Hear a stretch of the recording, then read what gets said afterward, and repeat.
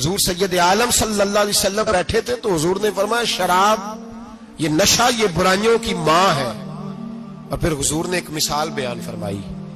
نبی رحمت علیہ السلام نے فرمایا بنی اسرائیل کا ایک واقعہ ہے. ایک خوبصورت جوان تھا, ایک عورت کا دل آ گیا اس پر.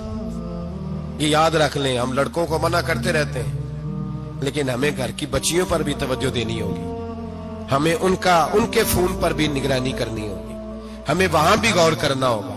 اس لیے کہ اگر کوئی بچی گنجائش نہ دے تو میرا خیال ہے کہ لڑکا جرت کرنے کی طاقت نہیں رکھتا. تو وہاں بھی ان کی اماں سے کہے کہ پابندی لگائے, بچی کسی کا موبائل لے کر کے کہیں اس کو استعمال تو نہیں کر رہی, اس پودے پر بھی توجہ دے, درخت بننے سے پہلے اس کی بھی نگرانی کریں, یہ بھی بڑا ضروری کام ہے.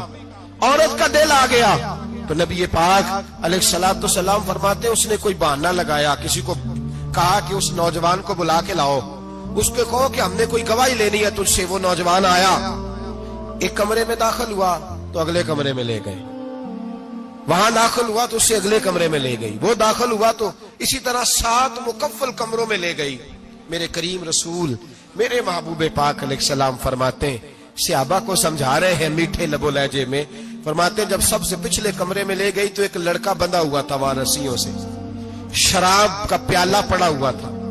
اور بی بی کہنے لگی کوئی گواہی شواہی نہیں لینی, تجھے اس لیے بلایا ہے کہ تیرے اوپر دل آ گیا ہے, اب میرے ساتھ منہ کالا کر.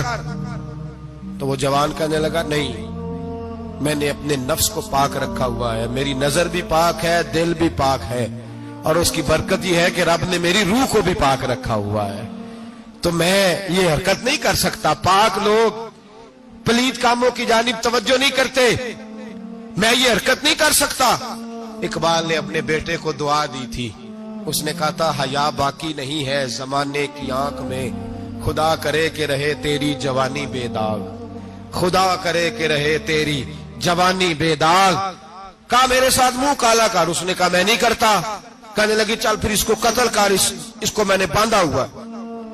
اس نے کہا میں قتل کیوں کروں, میری کیا دشمنی ہے. کہا پھر شراب پیو, کہا میں شراب بھی نہیں پیتا. تو کہنے لگی اب تو میں نے تجھے اپنے چنگل میں پھانس لیا ہے, اب تو یہاں سے بچ کے جا نہیں سکتا, اور اگر تو باہر جائے گا تو میں شور کروں گی, لوگ جمع کروں گی, اس نے میری عزت آبرو پہ ہاتھ ڈالا ہے, تو بچ تو نہیں سکتا, ایک کام تو کرنا پڑے گا. محبوب فرماتے اس نوجوان نے سوچا کہ زنا بھی بہت بڑا جرم ہے, قتل بھی بہت بڑا گناہ ہے, چلو اب مجبوری ہے تو شراب پی لیتا ہوں. لیکن وہ سمجھا نہ کہ شراب تو بنیاد ہے. اس نے ایک پیالہ جو پیا, کہنے لگا ایک اور دے دو, دوسرا پیا تو کہنے لگا ایک اور دے دو. اب 3 پیالے 3 بوتلیں شراب جو پی چکا تو خماری چڑھ گئی. اب اس عورت کے قریب جانے لگا کہ میں تیرے ساتھ زنا کروں گا. اس نے کہا جب تک میں قریب نہیں آنے دوں گی جب تک تو اسے قتل نہ کرے. اس نے اسے قتل بھی کیا, زنا بھی کیا. تو محبوب فرمانے لگے یہ قتل اور زنا جو ہوا ہے تو یہ شراب کی وجہ سے ہوا ہے. گویا شراب وہ جرم ہے جو قتل بھی کرائے گی, جو زنا بھی کرائے گی. اور اگر آپ نشئی کو دیکھیں, اگر آپ شرابی کو دیکھیں تو کیا وہ ڈکیتیاں نہیں کرتا پھرتا, وہ چوریاں نہیں کرتا, وہ اپنی ہی ماں کا زیور نہیں بیچ آتا, وہ اپنی ہی بہن کا پڑا ہوا جہیز نہیں بیچ آتا, وہ اپنے ہی گھر میں ڈاکے نہیں ڈالتا, وہ اللہ کے گھر مسجد میں آ کر کے چوری نہیں کرتا. وہ صرف اس لیے کرتا ہے کہ یہ نشہ, یہ شراب یہ ماں ہے گناہوں کی, یہ جڑ ہے. ملت کے لوگوں یاد رکھو, اس امت اس پاکستان کے ساتھ جہاں بہت سارے ظلم ہوئے, وہاں بڑا ظلم یہ ہے کہ بہت بڑا طبقہ جوانوں کا نشے کا عادی ہے. وہ نشہ انہیں عشق مجازی اور عورتوں کے عشق کی جانب لا رہا ہے. وہ نشہ چوریاں کرا رہا ہے, قتل کرا رہا ہے, ڈکیتیاں کرا رہا ہے. بہت بڑے ظالموں نے بہت بڑے ہاؤس بنائے ہوئے ہیں جن کے اندر شراب فراہم کی جاتی ہے, نشہ دیا جاتا ہے.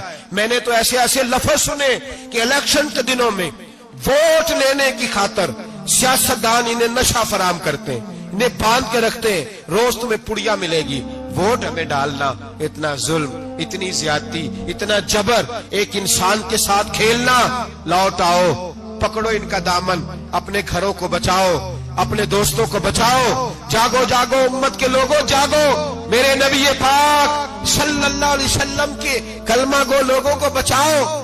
ان پر اگر سختی کرنی پڑتی ہے تو کرو, پیار کرنا پڑتا ہے تو کرو, محنت کرو, جدوجہد کرو.